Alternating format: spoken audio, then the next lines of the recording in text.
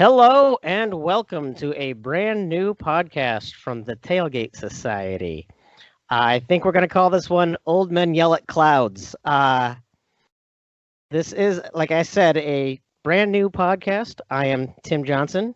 I am joined by Chris Shipley. Chris, how are we doing tonight? We're doing great. Excited. Chris and I spent some time on Twitter looking at all of the stupid things people are saying and doing right now. And it started to get us thinking about what we would what advice we would give, what we would say to those people, and really what stupid things we did ourselves, and maybe why we feel so qualified to give advice on stupid things. Qualified is the word I would use. Certifiable might be a word as well. Veteran. Yeah. There has been no shortage of arguing, bickering, debates, robust debates on the internets over a wide array of topics. We have no shortage of stupid things going on. Chris, what's eating you up right now that you're reading about online? Oh man, it's just crazy for me. The amount of what I call viral videos of people catching other people just doing terrible things or shitty things or whatever is beyond imaginable now. And I always read those or look at those and think to myself, man, I'm glad there wasn't a camera back then when I was that age. You know, I had a conversation one time with my daughter who's a junior at Iowa State, and I said to her, I was like, listen, the stupid shit that you do and the mistakes that you make are probably no different than the ones that I did.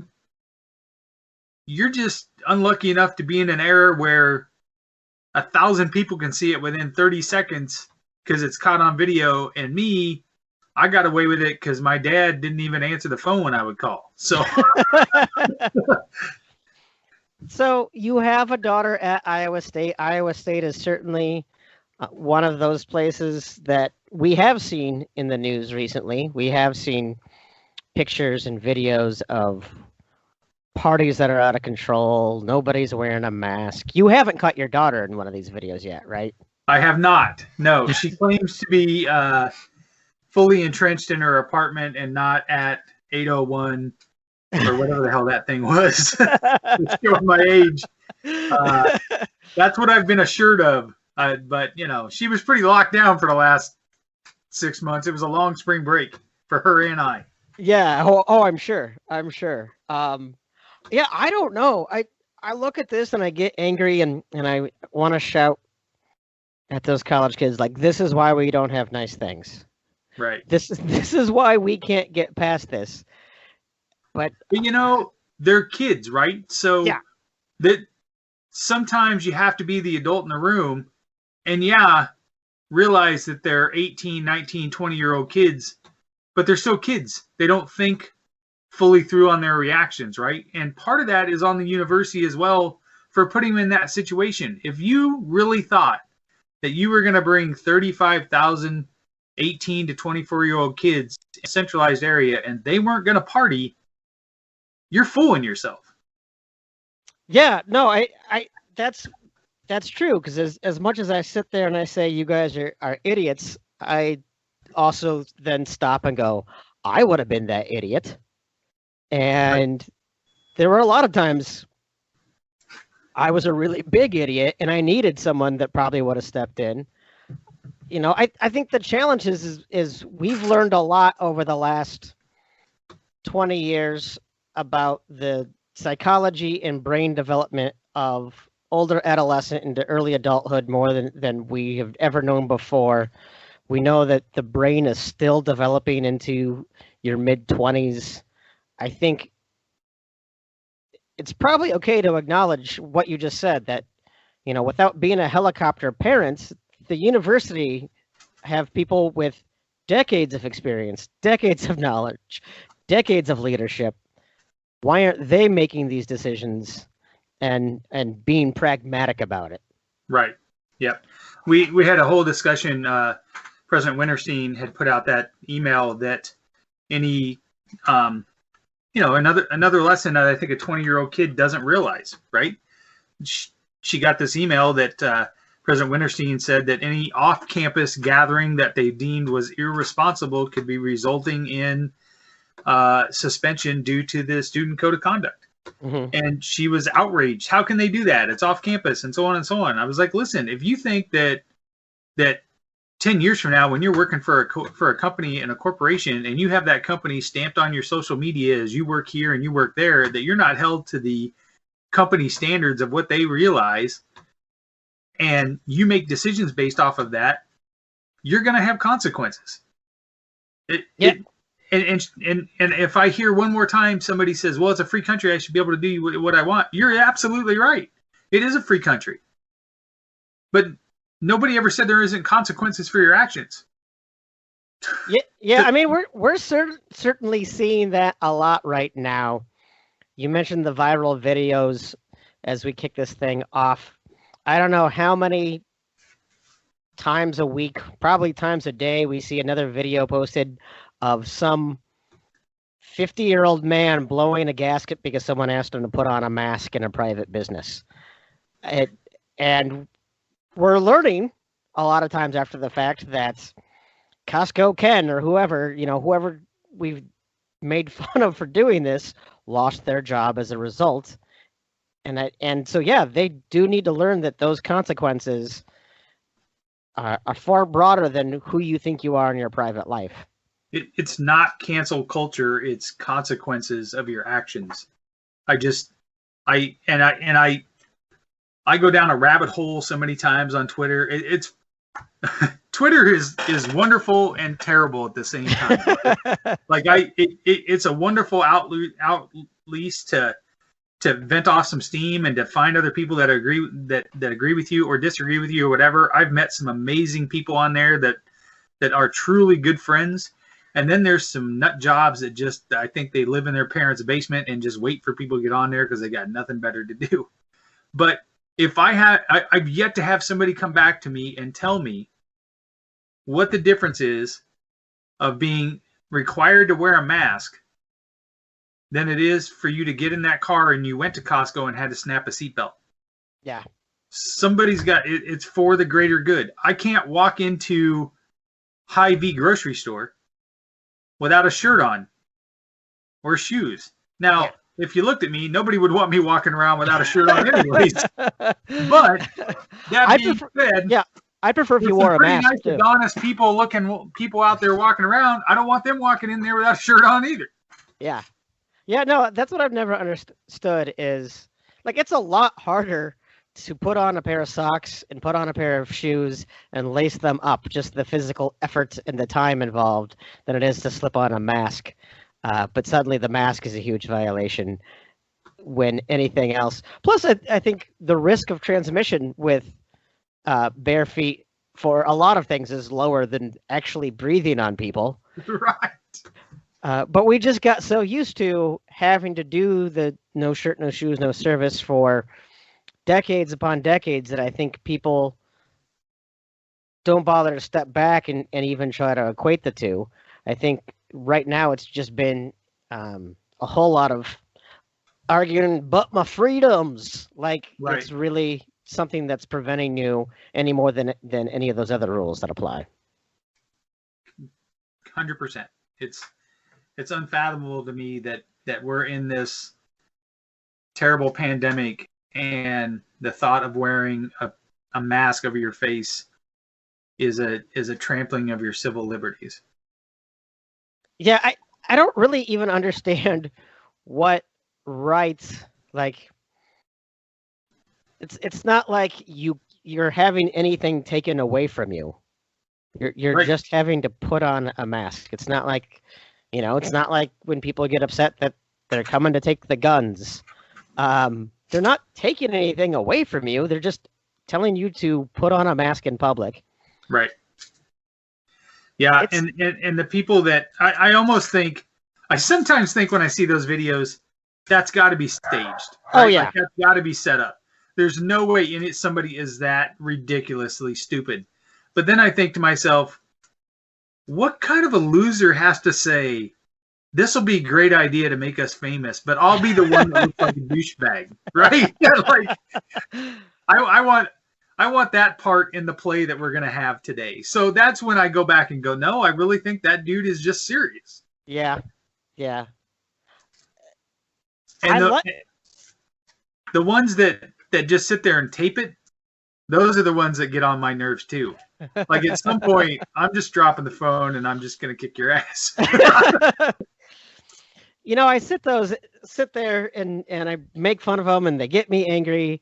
And I like to think that I'm not going to be that much of a jerk as they are about any other issue. And so it got me thinking, have there been times where I have lost my cool? Sure. Have there been times where I've gone overboard? Absolutely. Have there been times that I'm glad that people haven't had a camera around? Certainly. I want to say, maybe those incidences are different or are spurred on by something different, but acting stupid sometimes is just about acting stupid too. I think it's becoming more mature. Sure. It's funny that we're talking about this today because I have an issue with my ex-wife today, who I try to avoid like the plague. And I posted, I never post, first of all, people that post Facebook things like, oh, what a terrible day. Don't ask me about it though, because I don't want to talk about it. Those people they piss me off, right? But it's another thing that, I'll yell at the cloud about. But it was all I could do today. And I literally just posted today and said, pre-2009 Chris would eviscerate and go scorched earth on a certain person today, and they don't want me to go there. And I was like, there's a good example of 10, 11 years ago, the Chris that I was probably would have burnt every bridge he had, and would have went absolutely postal. And there were a few text messages that flew off today. But I have no idea what you're talking about. That never happened. But and also don't have your fiance / boyfriend / whatever the guy is call me and try to talk to me, because I ain't talking to that douchebag either. Oh boy, so much of this is hitting a little close to home. But I just had to put the phone down, and then at that point, my current wife walked in, and I was like, looking at her, it's just not worth. Things are so much better. That's the reason why I'm not pre-Chris 2009 anymore, because I'm a lot older and I'm a lot more calmer, and I just need to take a breath here and figure it out. And those are the times I kind of go, okay, big guy, I'm going to sit in my recliner. I'll let you take over for a while. So you're talking pre-2009, you were a different person. Thinking back even further than that, since we were talking about college, you are the parent of a college student. What are some of those things that maybe you did looking back that you're glad there wasn't an internet for? I moved Caitlin into her apartment a week and a half ago, 2 weeks ago. And on my Facebook feed, it popped up 2 years ago. She's a junior. 2 years ago when we moved her into her dorm. And I remember thinking, I don't remember my parents moving me into the dorm. I don't remember my move-in day. I do, however, remember move-in night. I remember I had met a group of guys on the floor. I lived in Towers, Nap House, which is over there. Yeah, I was gonna say that's already trouble. Yeah. I think I might have the house sweatshirt in a box back here that might fit my kid now. It would not fit me. And we somehow, I don't even know how we got there. We went to this, somebody said there was a party at this house, and we went to this house.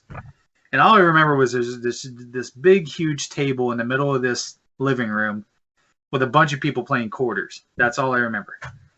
And I didn't start drinking until I was about a senior in high school, so I was a late bloomer. Mm-hmm. Played a lot of quarters. So I'm like, I'll clean up at this game. I'll kick everybody's ass. And so, I don't know, about a half an hour in, some dude sets a pitcher of beer, a full pitcher of beer in the middle of the table. And he goes, we're going to play quarters with this, and you need to bang the quarter into this pitcher. And immediately I was like, well, that's the dumbest fucking idea I ever heard. Nobody can make that in there. And the guy went, clink, in the jar. Okay, you can drink. Fuck, I'll drink it. I don't care. And I slammed that whole thing down. I slammed it down on the ground. I go, I'll bet you $20 you can't do it again. Bang, right into the... And I was like, another one of those Chris moments where I was like, you really need to keep your mouth shut. So, of course, I drank that. At that point, I was out. Like, it was, I mean, I don't know, what, 64 ounces of beer in 5 minutes? It was a lot of beer. Yeah. And I was a big dude. So I was staggering around, and all I remember at that point is everybody I'd met on my floor were gone. Nobody was there.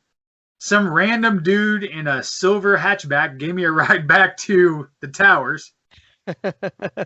And all I remember is sitting next to the towers and just throwing up for like a half an hour. And I thought to myself, I'm one night in. I'm already puking on the side of my residence hall. This is going to be epic.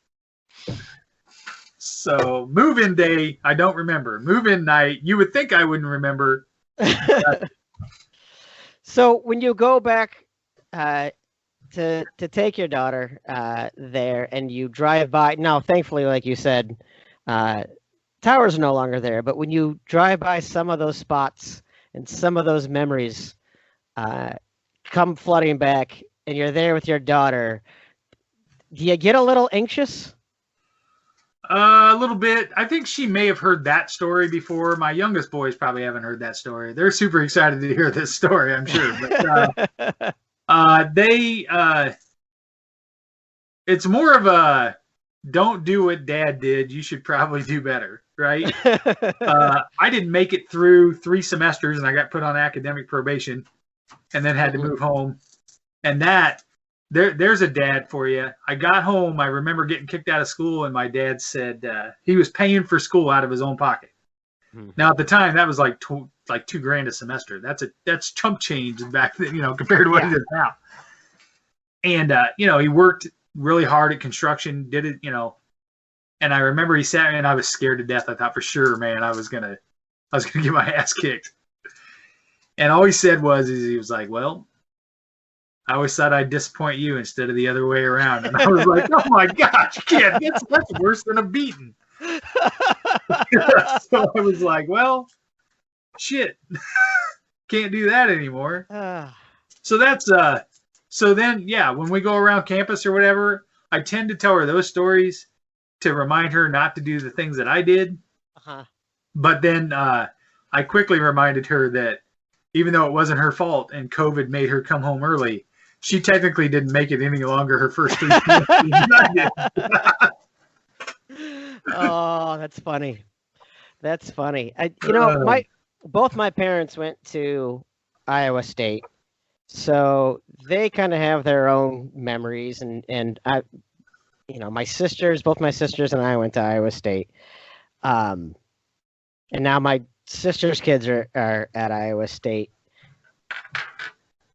And I think back to the memories that I had, and I wonder, are my niece and nephew at Iowa State, are they making the same mistakes I did? And then I go forward and I go, wait, did my parents make the same mistakes I did?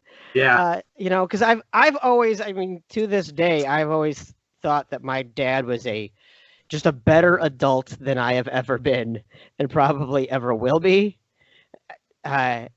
But I have to imagine that there are some times and some memories that my dad hasn't shared, and he's probably never going to share. And I feel like I'll probably be the same way. Yeah, there's certain things that I keep to myself and keep to my vest that probably my wife is the only one that would know and needs to know. Uh, it's hard to picture your dad or your parents as a 20-year-old partying, hanging out, doing whatever. Hmm. Because my dad was such a stick in the mud after a while. I couldn't do anything right. So kind of the same deal, right? It's hard and I think that's part of the allure, right?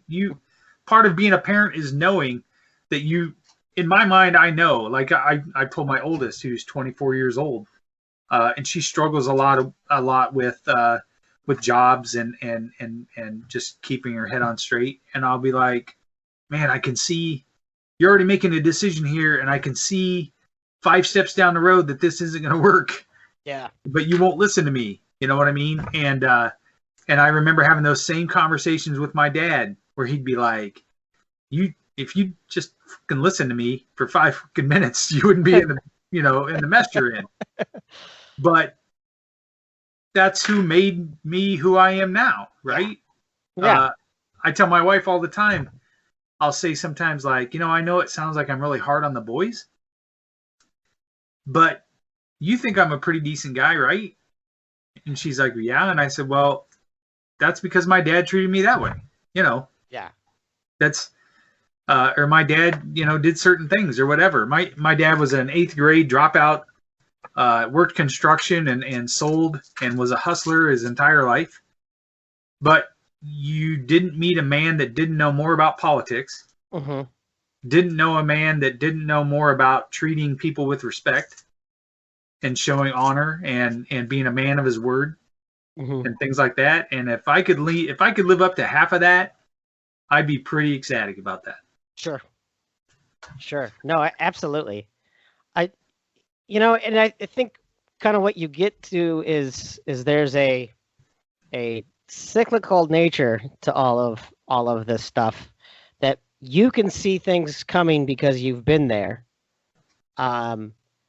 Which I think goes back to your original point of, why are we letting these kids even back on campus? Shouldn't we all know, because we've been there, that they're not going to follow the rules?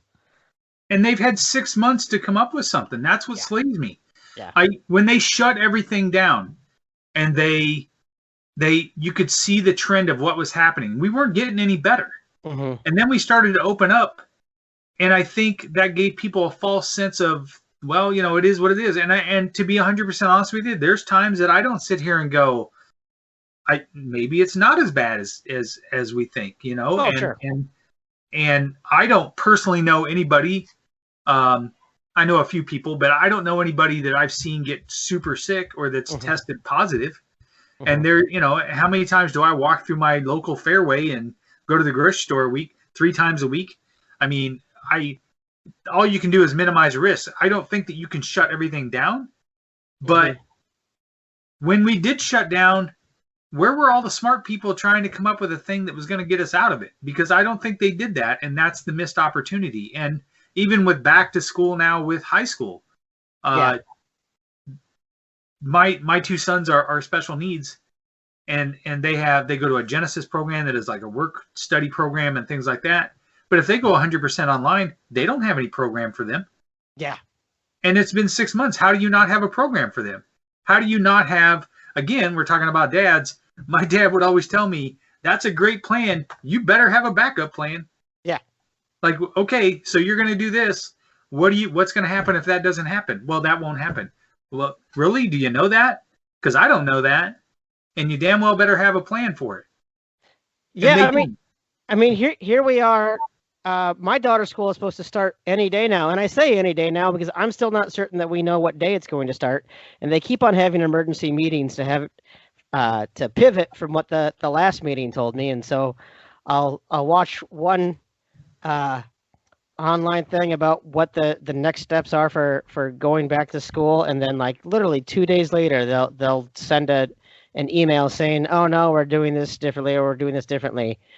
And it's some of these things that to me seem like they should have been obvious. The biggest struggle that my daughter's school district is dealing with is staffing, and it really seems to me, and talking to a lot of the teachers I know in the district, they weren't even consulted. And call me crazy, I think teachers are a critical part of the education process. Right. Yeah. My How wife did you? is a teacher. She's an ELL, English as a second language teacher, Yeah. and for sure, I mean, she is dedicated and wants to be in the classroom with those kids, but she's not entirely sure what's going to happen or what the plan is. The boys went to school today, their first day back in. Here's how it just in my mind, it's just not going to work, right? Mm-hmm. We get told that school starts at 8:25. They can't enter the building until 8:10. So that's 15-minute window for people to enter the building and get to their classroom, right? Mm-hmm. So let's say, I don't know, there's 1,000 kids that go to that school. You've now given them a 15-minute window to fit 1,000 kids through 5 entryway doors in 15 minutes. So, and I get they don't want kids showing up early and hanging out in the student center and mingling in the hallways and hanging out. I get that. But then I dropped the boys off today, and there's like 100 kids standing outside, all congregated together, waiting to get into the school. Yeah. So, what point, did we not think of that? Yeah. Well, I mean, you look at what happened with that school in Georgia that, they famously said they're not letting kids post pictures of social media, and they're not really, they basically flaunted this whole thing, and now they're shut down and back to a distance learning. Right.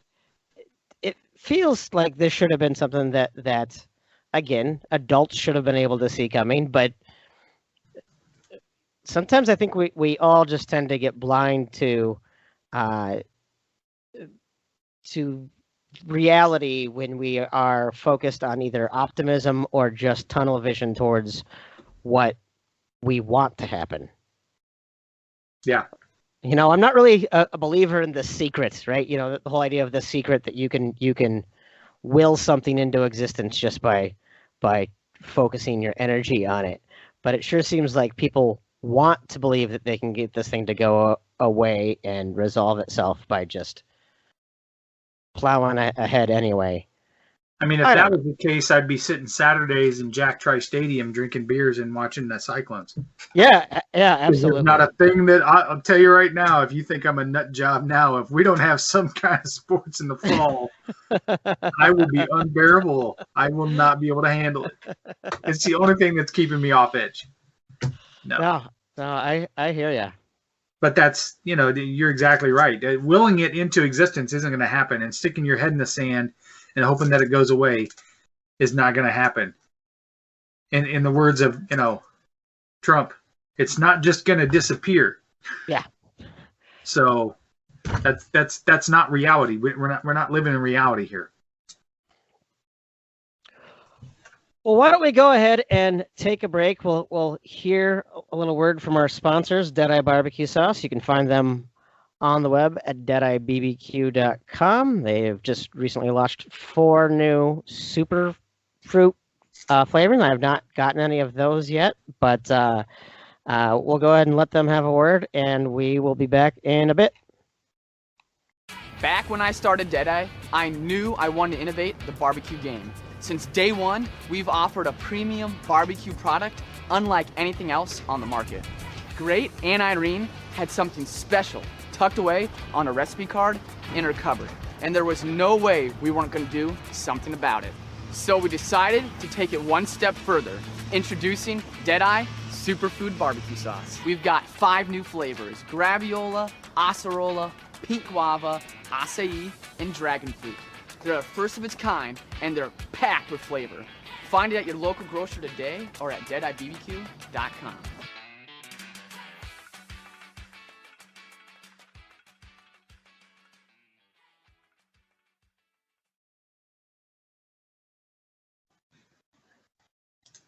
And we are back. Once again, this is Old Men Yell at Clouds. I am Tim Johnson, joined by Chris Shipley. We promised to go ahead and stay as grumpy as possible for you all, but we don't want to just focus on everything that's dumb. I think part of what we're hoping to be able to do is sit here and say, all right, well, we've been dumb. We've done some dumb things. How can we go about avoiding, correcting, or just otherwise acknowledging and coping with the challenges that are going on, whether that be dumb college kids or frustrated adults in the middle of Costco, or any of the challenges that were going on. Because of course, Chris and I have all of the answer. I think all of our well-earned knowledge and experience makes us obviously experts. I don't know. I've said it many times. If people would just listen to us, we wouldn't have a bunch of problems. But nobody wants to listen to us. Yeah, no, absolutely. Well, and that's one of the things when I think about all of the dumb things that I did in college. I think about the time that that I went to a house party halfway to Huxley, and the next Monday, a girl I didn't know came up to me after a class and said, "I had to pee outside of a barn because of you," because apparently I'd locked myself in the bathroom. But those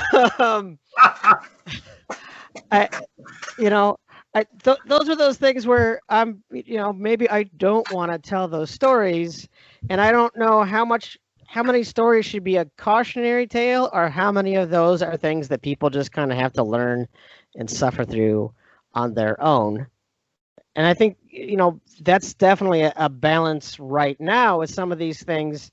You look at college football. You mentioned college football. Some conferences have said, hey, we looked at the science behind myocarditis and all the associated heart issues, and the last thing we want to have is a college kid having a heart attack in the middle of a game. And other conferences have said, hey, we're going to let this play out. We're going to see what's going to happen. And I think that's probably one of the reasons why so many people are frustrated, yelling on both sides of the fence, because the two strategies are pretty diametrically opposed.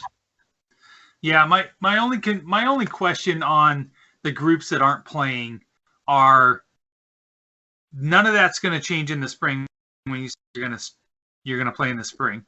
None of that's going to change. If that is a consequence of COVID-19 and you're concerned about it, that's not going away.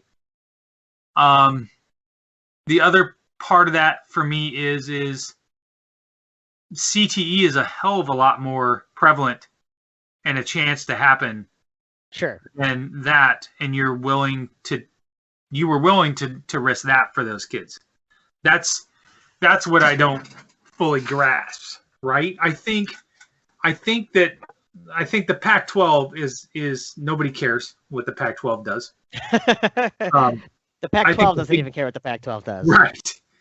Right. I mean, unless I got money on it, I'm not watching, Cal versus Arizona at 11 o'clock at night. I'm just not going to watch it. But I think the Big Ten really thought that they were in a better position to push these other conferences, and they stepped out on a ledge and then have realized nobody's following them. And what a turn of events that all the power fell to the Big 12. When 7 or 8 years ago, there might not have been a Big 12 around. So, yeah, it's funny when you think about it like that. I guess I'm still probably in the wait and see. I think some people have already kind of declared victory over the Big Ten on this. But like you said, it's not going to go away in the spring. And if we continue to march along and don't have plans like we were talking about, do we have plans in place for, a large outbreak? Major League Baseball, for instance, has struggled. The Marlins and the Cardinals in particular, and those people are getting paid a lot of money to stay put, and they can't do it. Right. certainly, I think some college kids are going to benefit from the structure of having their sports be in sort of a bubble. But we see all the time that college athletes do stupid things and get second Right. and third and fourth chances. So I'm not so naive to believe that this is going to be universally followed. I don't know. I do think there's an incentive for those guys, though, right? And I do think, I think the universities were going to bring those kids back regardless. So if that was the case, and they're going to be there regardless, then why not put them in a football environment? Those kids that are in a football environment with the best doctors and the best care and something to play for. Iowa State, we'll just choose Iowa State I've seen Matt Campbell operate probably 4 or 5 times at what they call Victory Day, which is an event that they had every fall for special needs kids to go. They get paired up and buddied with a football player and be on the field and interact with Coach Campbell. And my boys got to do it for 5 years in a row. And to me, Coach Campbell is a different breed, right? Like sure. Last year, the boys were at a game. They were on the hillside, and he hadn't seen them for a year. And as he was walking out to the tunnel, he walked over and caught his eye and went over there and said, "Hey, Josh and Jordan, how you doing?" I mean, who remembers 2 random kids, So, but I think he's got that program so focused, and it's such a family there that I think those guys really buy into the fact of we're in it together, and we got something to play for here. And if we follow the rules, and do the best we can, we've got a reason to stay safe, right? And I think if you take that away from those kids, that incentive is gone. And I have a hard time on the flip side of that of hearing these football coaches go, well, if we don't have football, then they're going to go home to a bad environment, or they're going to go home to an area where it's not safe. And then that's when I want to go, but aren't they students? They'd still be in class, right? Well, like, why would they go home? I don't get that argument. That's been one of the things that has been really frustrating to me is people keep on saying, well, it keeps them engaged. I'm like, well, if the only thing keeping them engaged for school is football, what are they doing in the spring when they're not playing football? Are they not engaged in school? Yeah. I mean, I know some aren't, but there are a lot of other football players that you're seeing that get good grades and are academic All-Americans. Maybe football helps them stay engaged in school. I don't know. I could go off on a whole other rant about how what we really need is a better farm system for football and for basketball, and it would absolutely ruin college athletics. So it's not what I want to see selfishly, right, as a college sports fan. But no one bats an eye when a 19-year-old kid forgoes college to go play baseball. Right. And the farm systems work. If you look at the minor league player of the year, if you can just pull that up on Wikipedia, minor league player of the year, you're going to see names you recognize. You're going to see Mike Trout.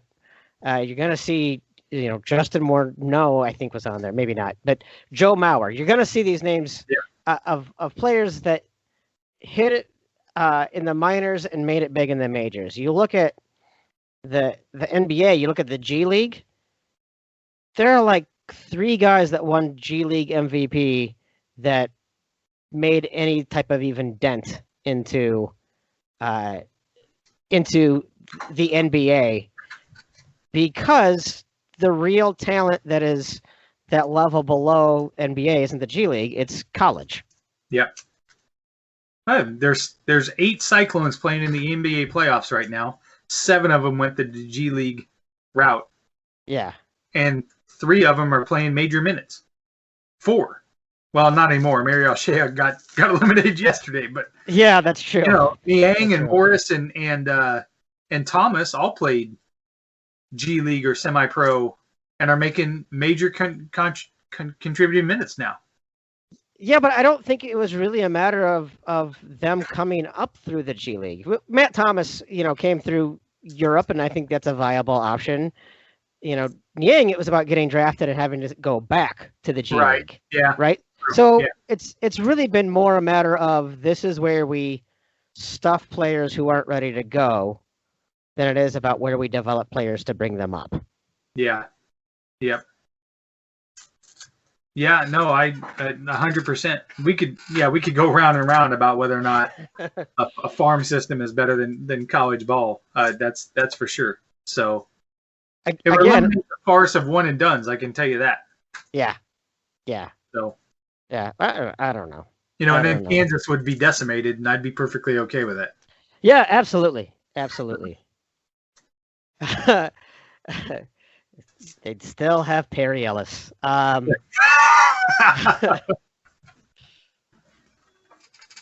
So, I don't know. I feel like we've solved COVID in college. What else is getting on your nerves? Boy, we could dive into politics, but I'll tell you what, the absolute just I hesitant to say because I got a lot of friends and I got a lot of people that I respect that are Republicans, mm-hmm. and that but man, it's just hard for me to wrap my head around the fact that somebody so personally despicable is so worshipped by the extreme. It's just crazy to me. It's crazy to me. I sometimes think I'm in a Twilight Zone. Yeah, no, it definitely is confusing to me. Even some of my most staunchest conservative friends feel like they're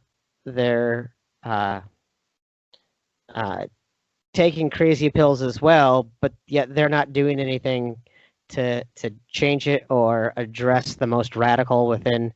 And I don't know that it's up to them to necessarily solve the most radical, but boy, things are just.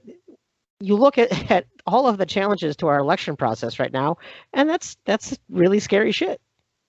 Yeah, it is. And I said the other day, I was talking to somebody the other day, and I said, if you don't think that I won't stand in a line for 12 hours to cast my vote against that dude, and a lot of people goes, yeah, well, that's what your problem is. You it's not that you like Biden, it's that you don't like Trump. Right. Yeah. I mean, right, because if I had my druthers, I wouldn't vote for Biden either. Yeah. No. But at this point, a vote for anybody but Biden is a vote for Trump. And the dude lost my support years ago when he made fun of a disabled person. And that just tells you what's in his heart. So, and I just can't fathom. I'm partially Republican, to be honest with you. Yeah. I mean, I've voted Republican before. I've voted Democrat. I'm more of a vote for the person that I like type of person. To me, in 2000 when in 2008 when John McCain ran versus Barack Obama, and he stood up and told, I don't know if you've ever seen the clip, he told that lady said that he was an Arab and that he was and he said, no, we're not doing that. John McCain to me was a man of integrity and of his word. And regardless of whether or not you may have agreed with his politics, anybody that sits in a POW war camp for 5 years and suffers the trauma that he suffered and was offered a chance to go home, and he said, F you, I'll go home when my other guys go home. Got some cojones, right? He's got some hope, and he's got some patriotism. And then when you have somebody that goes on TV and says he's a loser because he got captured, dude, I ain't got time for you. Yeah. I can't even entertain you right now. That's insane to me. That should have been number 2 for people. Yeah. Yeah. You bring up the argument of, oh, well, it's not that you love Biden, it's that you hate Trump. But it really feels like there's also been a lot of, you don't really love Trump, you just hate Democrats and call them all communists. Right. And So cards and yeah, and throw so out whatever insult you got. Right. yeah, so it does feel like it certainly goes both ways. The analogy that I've used this election to me, Joe Biden is like chemotherapy. If you're healthy, chemotherapy is a bad idea. You do not. If you don't have cancer, chemotherapy is going to hurt you. Right. It is going to make you sick. So in any other election, if we're a healthy country, I don't want that chemotherapy. But it is a very effective tool in fighting cancer, and that's why we use it. And so sometimes, yeah, it is a matter about being the lesser of two evils. And we've pushed the limit so far that let's take names out of it. If I said to you that there was a congressman that during a pandemic thought it would be cute to wear a gas mask in Congress as a joke while casting a vote for COVID relief, you would think there's no fucking way you're making that up. Yeah. But yet there's Representative Matt Gaetz, who a week later tested positive for COVID, right? But nobody batted an eye. Yeah. Nobody batted an eye. You have Congress people that passed a certain bill and knew that and had gotten briefed on certain things that were going to happen, and then turn around and sold stock the day before that. Yeah. And that's just like passing news now. Mm-hmm. You know, Joe Biden, when he ran, and it's sad that I have to say this, he ran in 1980. Mm-hmm. I was 10 years old. I don't remember this, but I watched this documentary on. Do you know in 1980 he got pretty much bumped out of the race for one infraction? You know what it was? No. It was plagiarism. He was so devastated by a report that he had plagiarized something that he dropped out of the race in disgrace. But we're grabbing women by the pussy, and that's not even like a starting point. Yeah. Yeah, I don't know how we've got here, other than to say that I will say that I feel like the Democrats have squandered every single opportunity they've had for the last 20 years, really. Oh my gosh. And they're so bad at optics.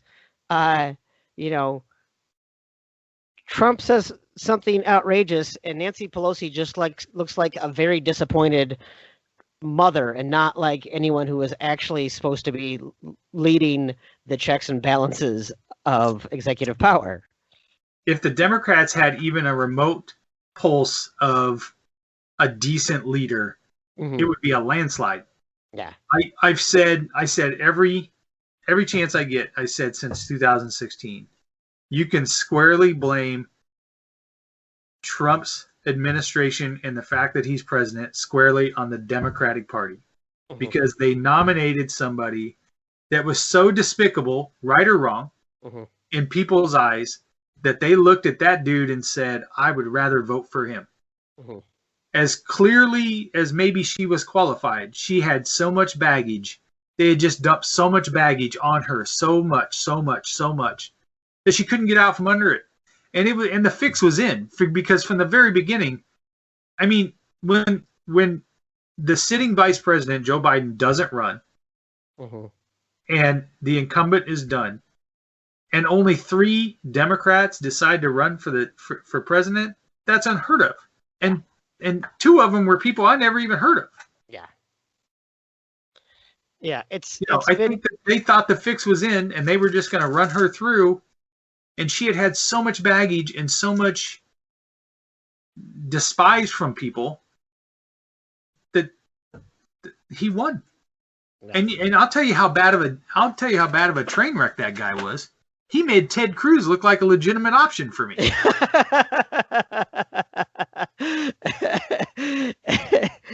No, that's true. I mean, I absolutely get the desire somebody has to vote third party. I have voted third party in the past, and it wasn't meant as a protest vote. It's when I felt like things were a little bit more. Um, Maybe I was not woefully opposed to the other two options. But it seems to me like this has just become I'm confused that there are people that are undecided. First of all, it seems to me like the president is such a polarizing figure. It's hard to fathom that there are people that aren't pushed to one extreme or the other with him. I think that too. So I don't know. There's Which is so many... the reason why I think that Joe Biden is the nominee. Mm-hmm. Because I think that if you were on the left or you were a Democrat, there was no other option. You were going to vote Democrat. Yeah. So it's those middle of the road, half conservative, half. I'm not sure I can stomach another 4 years of this guy, but I can't in good conscience as a Republican go so far left that it's against every aspect that I have, right? Mm-hmm. So somebody like Bernie Sanders or Elizabeth Warren, I think was too far left that if they'd got the nomination, they could pull those people over, right? Yeah. So they had to have somebody that was a little more moderate and a little more in the middle. Pete Buttigieg, to me, was probably a better option than Joe Biden. That's who I caucused for. And Cory Booker. But in the end, I think that's the reason why he won, is he appealed more to that center area. And if you look at some of the things that some of the Republicans that had served with him say about him, he can work with those people, I think, right? And I think people, I was thinking back the other day during his speech and when I was watching the DNC, that, he ran for president in 1980, then he ran again in 98. And I'm sorry, he ran in 84 and then ran in 2000 with Barack. And he never won. And now we're so fractured and we need somebody that's almost healing, right? Yeah. That can go over to the Republican side and say and look at Lindsey Graham, who that guy's lost his mind. But he's friends with him, right? Like he's been able to work with him. And he can say to him, listen, I know we differ on this, but you know the kind of person I am. And let's see if we can get this kind of back on track, right? Let's not have such a hard ass line here that we can't cross. And I don't think he gives them that, Yeah. No, I think that's a good point. That's something I hadn't really considered before. Because I don't think you have Project Lincoln and Republicans Against Trump and some of these other organizations that have been really vocal lately. Speaking of plagiarism, but I don't think you have those groups nearly as vocal if you have an Elizabeth Warren or a Bernie Sanders, because they're not as optimistic. Now, one could say, I think some cynical people have already kind of argued that means that Joe is going to continue to kind of give in on some GOP strong arm tactics, but I think it is a calculated kind of smart way to kind of push him, because it felt to me, I don't know, I got into a debate with someone on Twitter. It felt to me that he was kind of getting pushed as the presumptive nominee before he ever even sealed up the nomination. And it does seem like there's some calculation there. That's something I hadn't considered before, that because he's more centrist than those other people that normally would have just said, okay, I hate Trump, but I don't want to be, that far left, so I'm going to go ahead and vote Trump. I think now you're getting that because of that. So maybe it's a smarter a smarter nomination than I've given it credit for. I don't know. That's just how I viewed it before.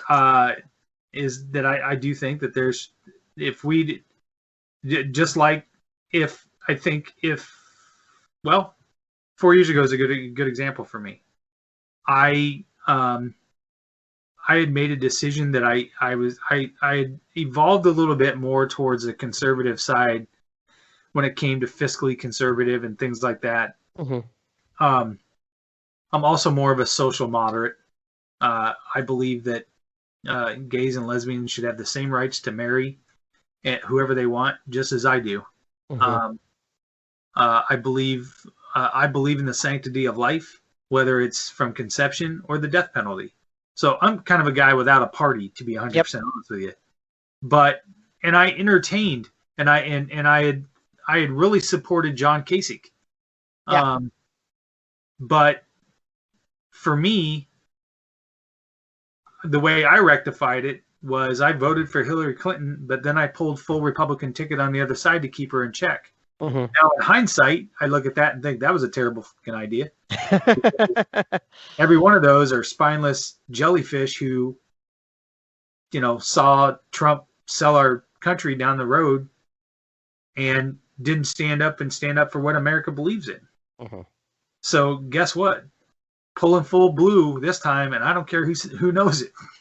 Yeah, I'm very similar in that I've been pretty largely socially liberal, fiscally conservative. I tend to vote probably more Republican in state elections and more Democrat in national elections. But that usually has to do with the fact that where I've lived, we could probably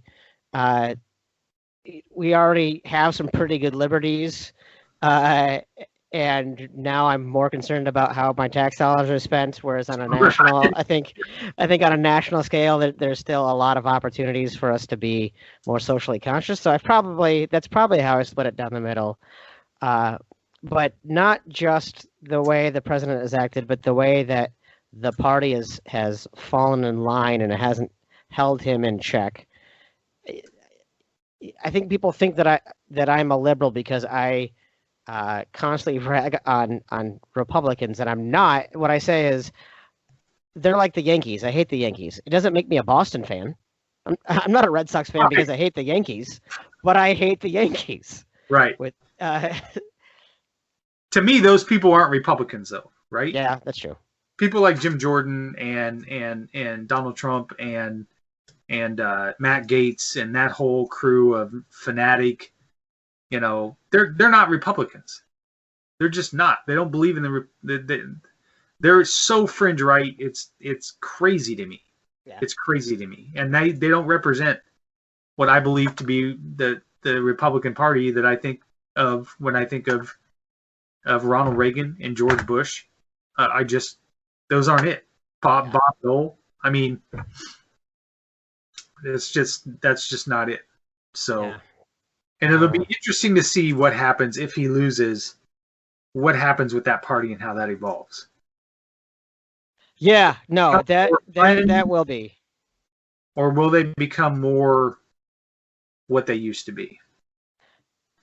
Yeah, I think. Well, and I think that part of that too is how the Democrats respond. Do they feel like this was such a major victory and they go whole hog and they won't work across the aisle, and so then that continues to push people back further right, or do they see this as a way to kind of find a lot more middle ground? I don't know.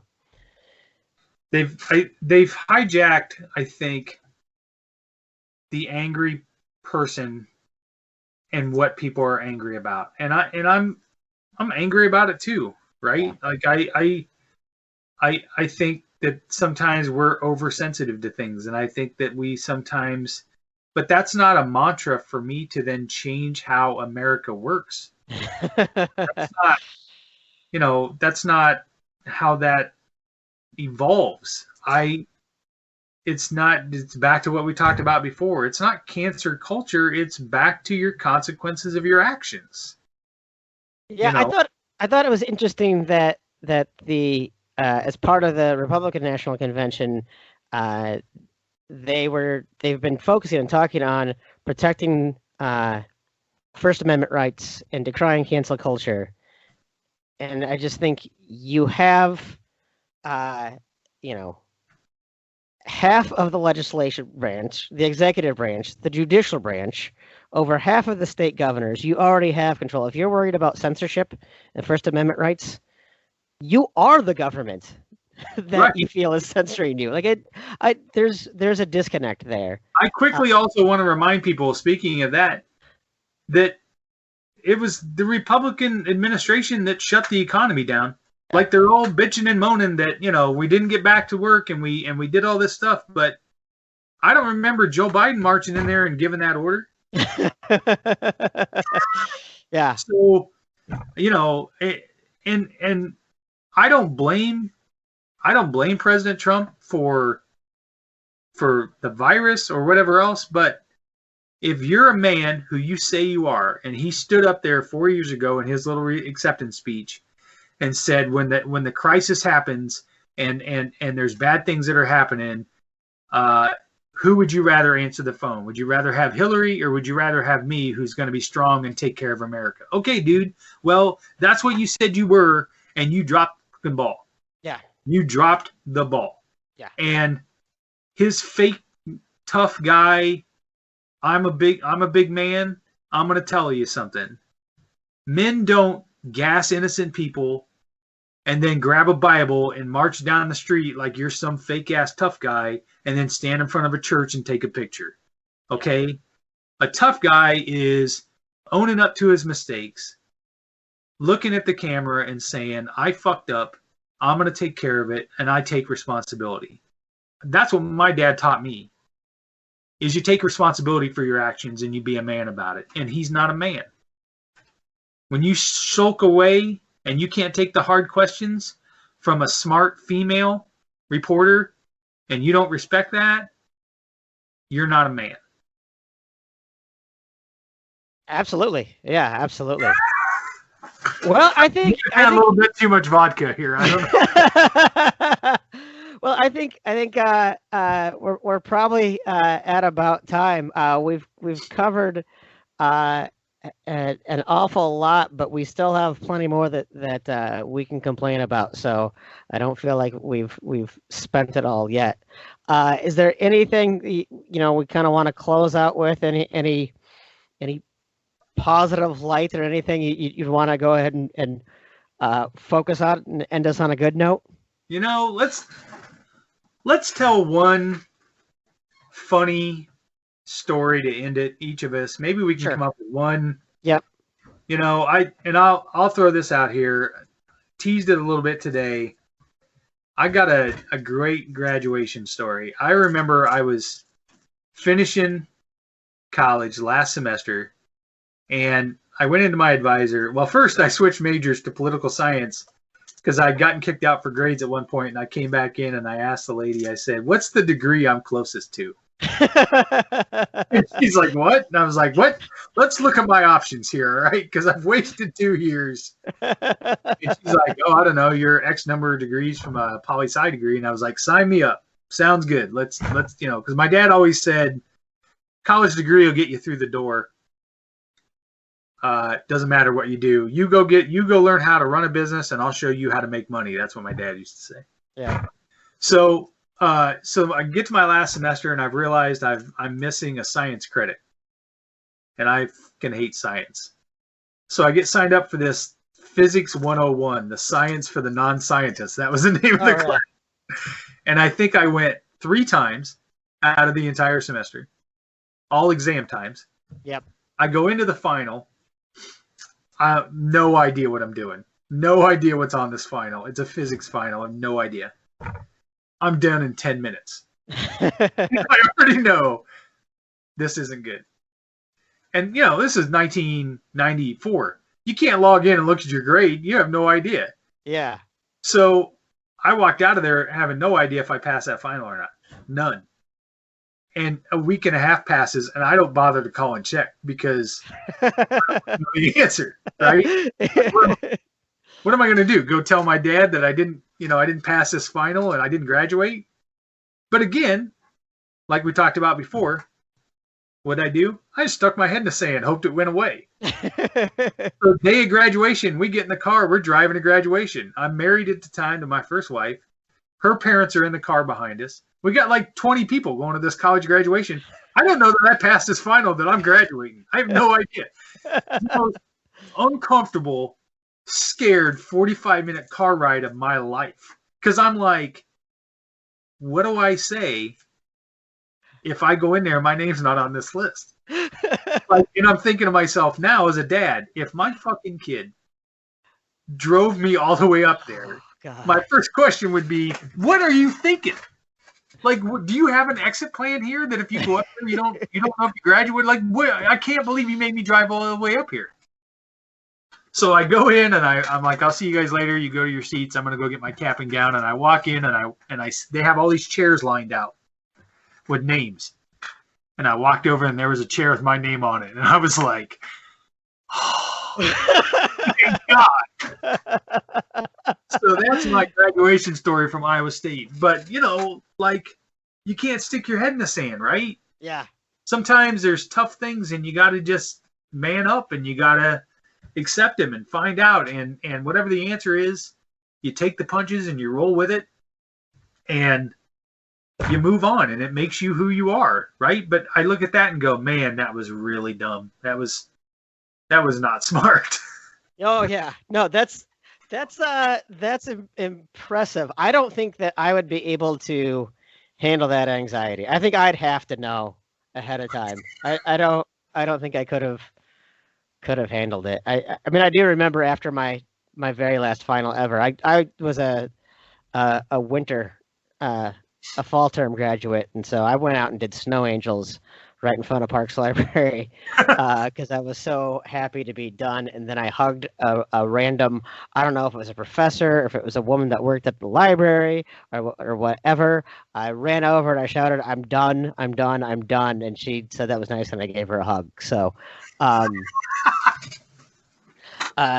I was confident, I did not ace that final by any means, but I was confident that I was going to be done. I don't think, man, I just have too much anxiety for stuff like that.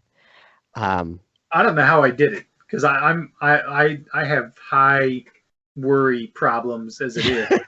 Just worry about stuff. So I'm not sure how I lasted for a week and a half without knowing. But yeah, getting in the car and halfway up there, I was like, if my name's not on that list, I got to figure out how to get out of here. Man, I don't even know that I have a story that can top that. I'll think of something for next time, because that's pretty incredible.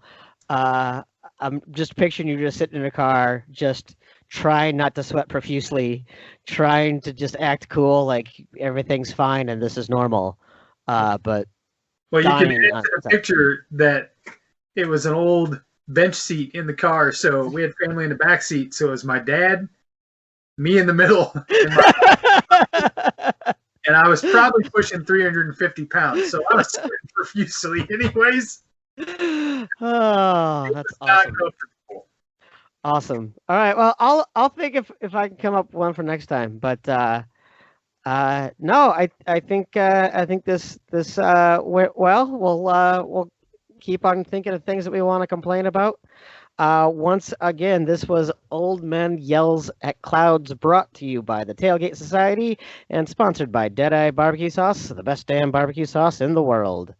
Until next time, I'm Tim Johnson with Chris Shipley. We'll see you later.